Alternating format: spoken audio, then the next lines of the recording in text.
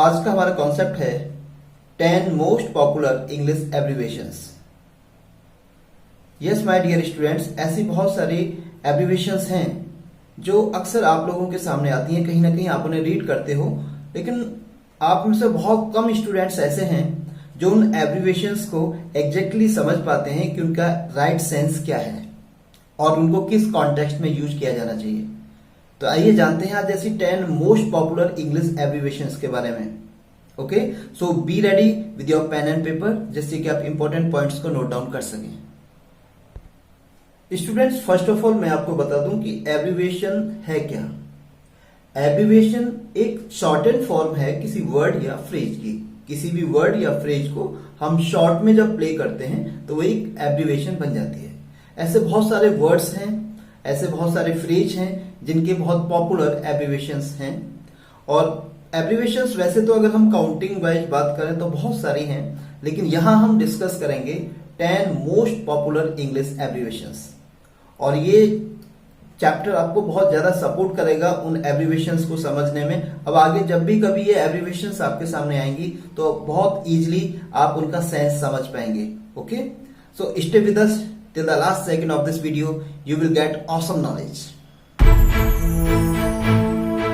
एक important point हम आपको ये भी बताना चाहेंगे कि आखिर ये एब्रिविएशंस फैशन में कैसे आ जाती हैं।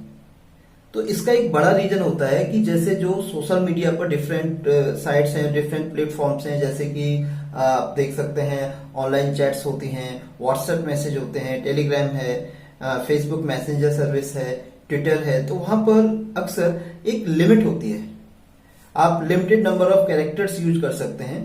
तो वहां पे जो परमिशन होती है एक वो लिमिट फिक्स कर देती है कि आप कोई भी मैसेज दे रहे हैं तो आपको इतने कैरेक्टर्स यूज करने हैं एक सिंगल मैसेज के लिए या सिंगल ट्वीट के लिए।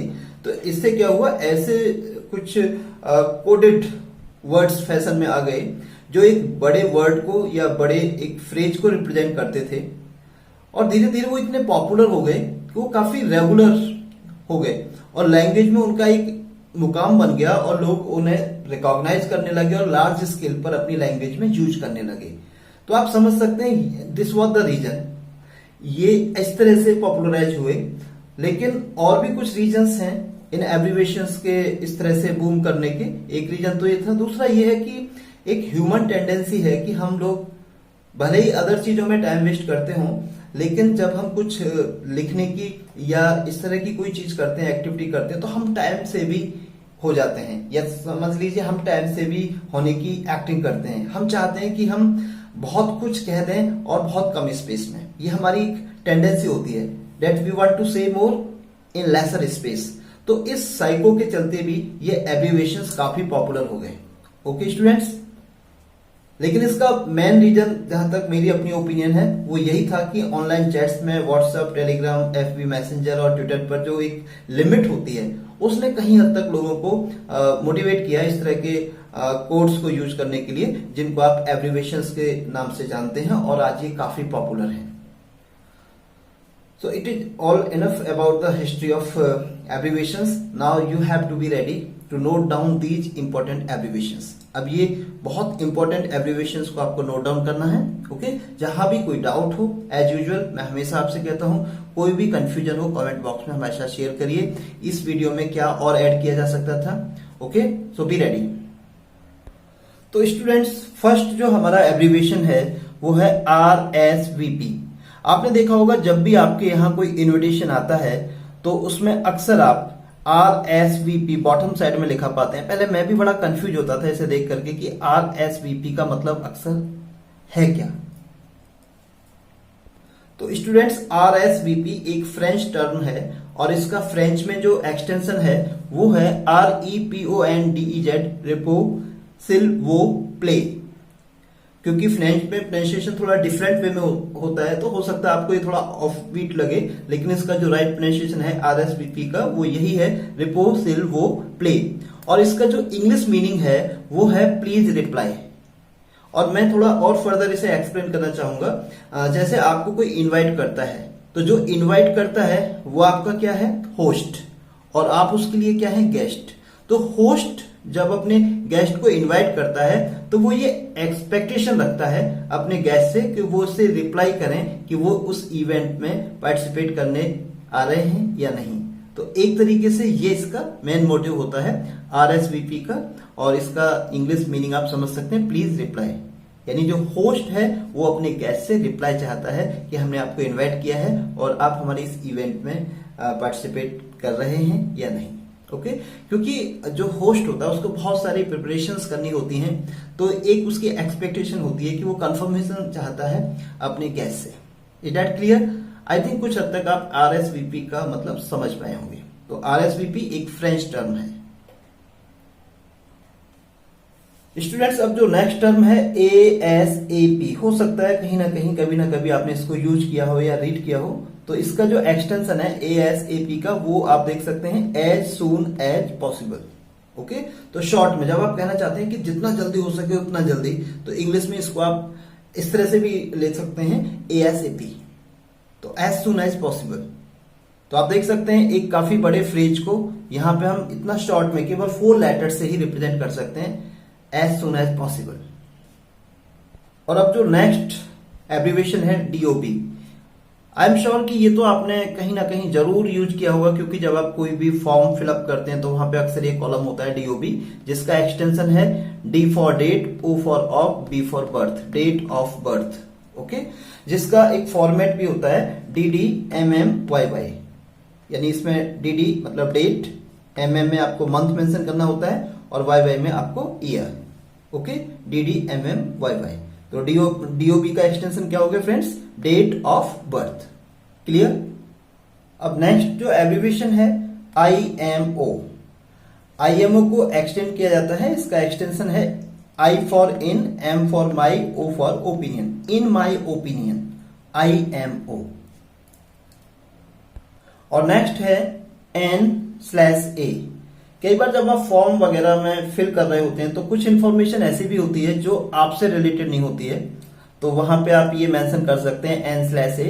इट मींस नॉट अवेलेबल, यानी वो इंफॉर्मेशन आपके पास अवेलेबल नहीं है या फिर नॉट एप्लीकेबल, उसका कनेक्शन, उस इंफॉर्मेशन का रिलेशन, उस क्वेश्चन का कनेक्शन आपके साथ नहीं है, तो वहां उस कंडीशन में आप शो कर सकते हैं N/A। तो इसका एक्सटेंशन क्या है? नॉट अवेलेबल और नॉट एप्लीकेबल। अब नेक्स्ट है DIY, डू इट योरसेल्फ। आप जब YouTube पर विजिट करते हैं तो देखेंगे बहुत सारे ऐसे क्रिएटर्स हैं जो DIY पर काम करते हैं, यानी वो ऐसे प्रोजेक्ट्स आपको बनाना सिखाते हैं काफी अच्छे तरीके से, काफी शॉर्ट टाइम के अंदर। और कई बार जो वेस्ट मटेरियल होता है उससे भी बहुत सारे प्रोजेक्ट्स लोग बनाना सिखाते हैं। तो इस टाइप की एक्टिविटी को DIY, do it yourself. Okay, अब नेक्स्ट है जो टर्म ऑनलाइन चैटिंग में काफी यूज होता है, ये एब्रीविएशन LOL। पहले मैं भी इसका सेंस नहीं समझ पाता था कि ये LOL होता क्या है। तो इसका एक्सटेंशन है लाफिंग आउट लाउड, यानी जब कोई बात पढ़ करके सुन करके आपको बहुत हंसी आती है तो आप उसको एब्रीवेट कर सकते हैं LOL। तो सामने वाला अगर ये एब्रीवेशंस की नॉलेज रखता है तो उसको समझ आ जाएगा कि आप इस बात पर काफी हंसे हैं, आपको बहुत हंसी आई है उस बात को सुन करके या पढ़ करके। और स्टूडेंट्स, जब मैं कॉमिक्स पढ़ता था तो कभी कभी कुछ कॉमिक्स के अंदर मुझे इस टाइप का ये एक्सप्रेशन मिलता था, ZZZ, और मैं समझ नहीं पाता था कि इसका सेंस क्या है। लेकिन जब मैंने इसके बारे में थोड़ा सर्च किया तो मुझे पता लगा कि इस ZZZ का मतलब होता है, एक तरीके से ये रिप्रेजेंट करता है स्लीपिंग, बोर्ड और टायर्ड। यानी जब आप इस टाइप की फीलिंग से गुजर रहे होते हैं तो ये ZZZ, ये एब्रीविएशन यूज की जा सकती है। इसका मतलब है you are feeling sleepy and bored and tired. Got it? और एक और ऐसा ही एब्रीविएशन है जिसने काफी भेजा फ्राई किया था कभी मेरा, AKA। मैं इसको रीड करता था अका। अक्सर मैं पढ़ता था जैसे लाइक अक्षय कुमार अका खिलाड़ी कुमार, तो मैं समझ नहीं पाता था ये मतलब क्या है। फिर मैंने इसको जब स्टडी किया तो मुझे पता लगा AKA means also known as, A for also, K for non, A for as, also known as। तो कई बार लोगों का रियल नेम कुछ और होता है लेकिन वो किसी अदर नेम से काफी पॉपुलर हो जाते हैं, जैसे अक्षय कुमार अका खिलाड़ी Kumar is a famous Bollywood actor. तो इस तरह की कंडीशन में, इस तरह के कॉन्टेक्स्ट में ये एब्रीविएशन यूज होता है अका।